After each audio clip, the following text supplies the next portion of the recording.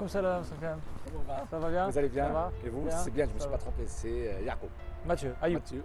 Ayoub. Ayoub. Très bien. Mashallah. Très heureux de vous Mashallah. faire votre connaissance. Alhamdulillah, mashallah. Ça va? Vous allez bien? Alhamdulillah, et Ça toi? se passe comment? Ça Ça va? fait un bon moment que vous y attendez. Bah, on est là, ça va. on profite de la nature, on profite du beau temps. Très bien. Alhamdulillah. Vous avez bien choisi l'endroit. Hein? Bah, Machallah. on a des beaux endroits à Alger, alors on Machallah. profite. C'est Ayoub aujourd'hui. Comment ça a été le déclic la première fois? Peut-on savoir? Alors moi, ça a été très, très progressif, ça a été très long, Très bien. parce que j'ai commencé à m'intéresser à l'islam de façon générale, très générale, pas de manière très déterminée. Et donc j'ai lu, j'avais autour de moi des musulmans, des personnes de confession musulmane. Donc c'était familier. Très bien. C'était familier pour moi cette religion, mais sans la connaître vraiment. Très bien. Et voilà, dans un cheminement personnel, moi j'ai toujours eu cette conscience. Ma mère était chrétienne, mais pas Très bien. pratiquante. Vous vous Donc- posez toujours des questions. Voilà, c'est-à-dire que l'existence de Dieu, c'était quelque chose qui existait auprès de ma mère. Elle me parlait de l'église, mes grands-parents Très bien. étaient allés à l'église tous les dimanches, etc. Mais nous, on n'était pas vraiment on n'était pas pratiquants, et j'ai pas eu d'éducation religieuse. Très bien. Mais l'existence de Dieu n'était pas quelque chose qui était rejeté du côté de ma mère. bien. C'était quelque chose qui existait. Qui existait à la maison. Voilà. Mais ce qui moi, m'a beaucoup interpellé en fait, en regardant les musulmans autour de moi, c'est ce sérieux, c'est cette sacralité, c'est cette rigueur Très bien. qu'il y avait dans la pratique des musulmans. Très bien. C'est des voisins, c'est des gens du quartier. Des gens de comment? l'école, des Ah, amis très de l'école, voilà, du quartier, des gens avec qui j'ai grandi. Très bien. Et puis je voyais que vraiment, voilà, il y avait, quand c'était le ramadan, ils jeûnaient. Très bien.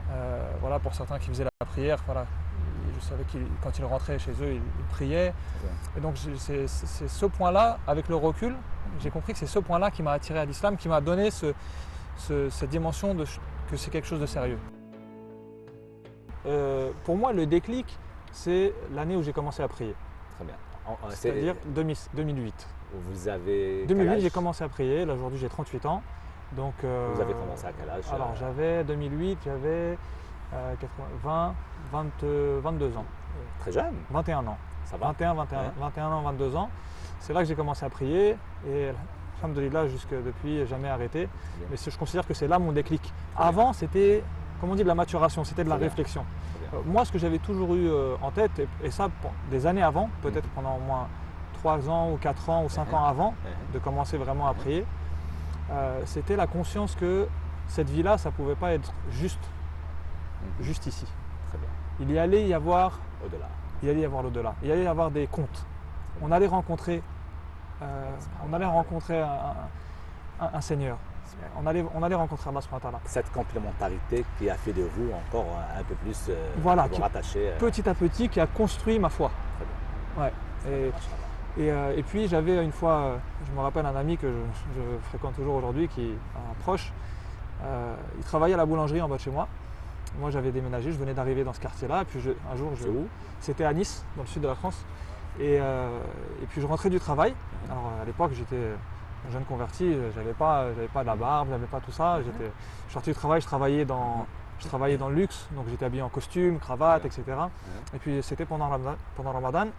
Et donc je rentre du travail et je vais à la boulangerie et je vais pour acheter du pain. Il me propose à manger. Je lui dis non, merci. Il me regarde comme ça, il me dit tu jeûnes?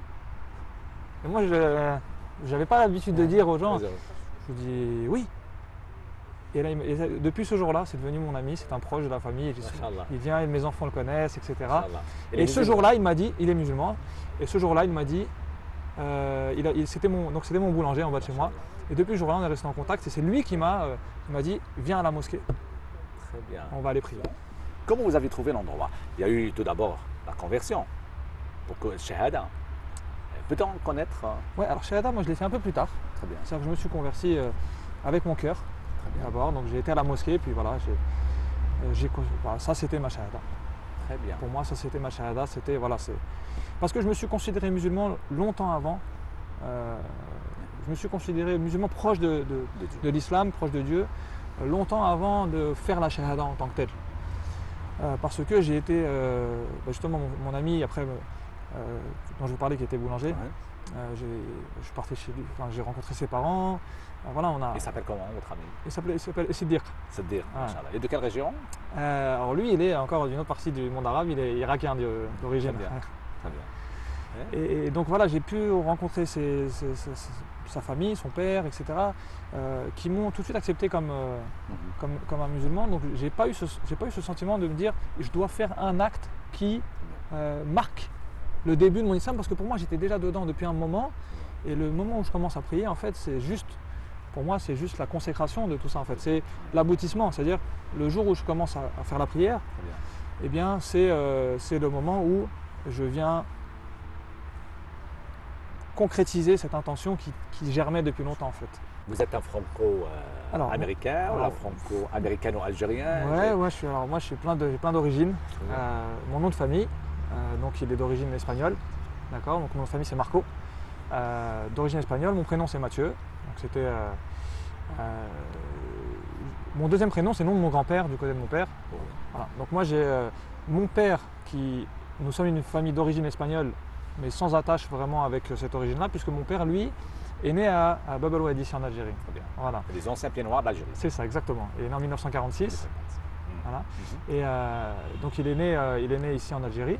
Et puis après, il est parti en France, où il a rencontré ma mère, qui elle est américaine, elle c'était une mannequin, elle était mannequin. Et donc ils se sont rencontrés, puis voilà, ils ont fait leur vie en France. Donc voilà, je suis français parce que je suis né en France, mais je suis multiculturel. Et puis je me suis marié avec une Algérienne après, donc l'Algérie était là, sans être là en fait. Très bien. L'Algérie était là sans être là, elle m'a accompagné dans mon cheminement aussi, de loin. Et puis aujourd'hui, voilà, Machallah. très honoré Très bien. voilà, De revenir en Algérie. de venir en Algérie, de pouvoir partager ça aussi avec Très vous. bien.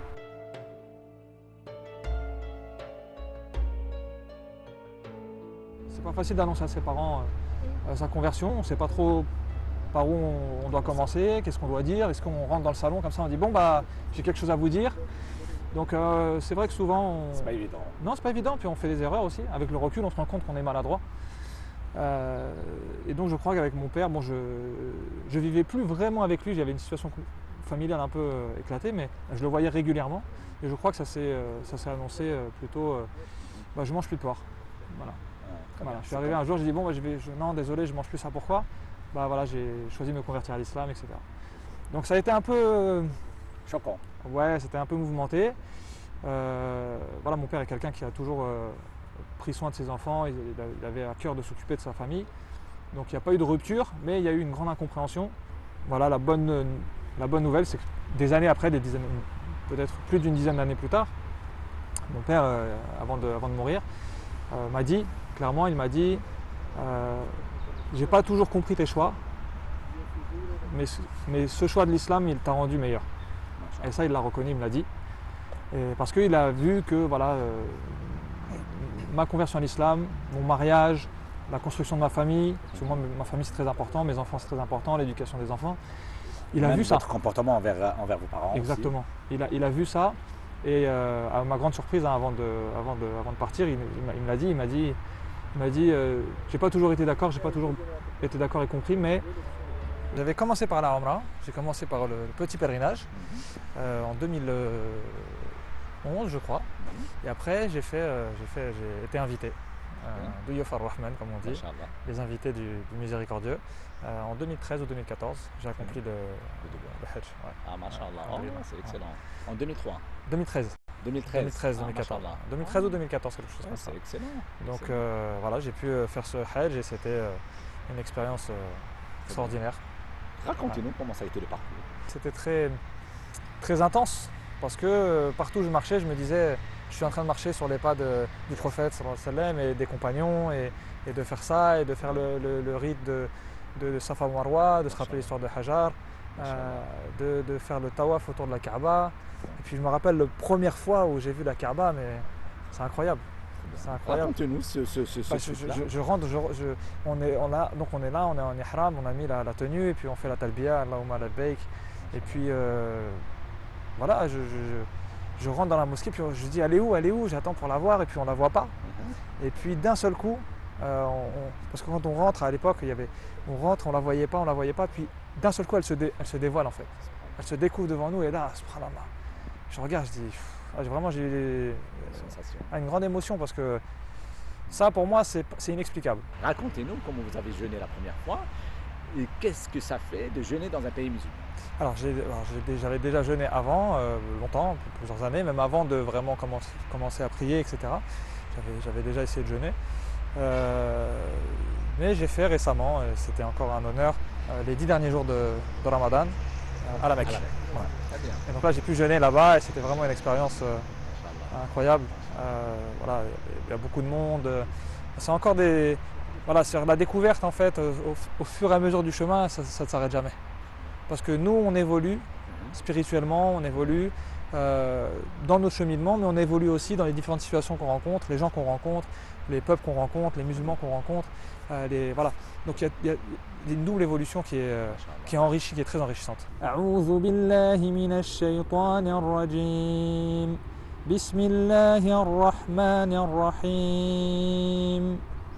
الرحمن علم القرآن خلق الإنسان علمه البيان الشمس والقمر بحسبان والنجم والشجر يسجدان والسماء رفعها ووضع الميزان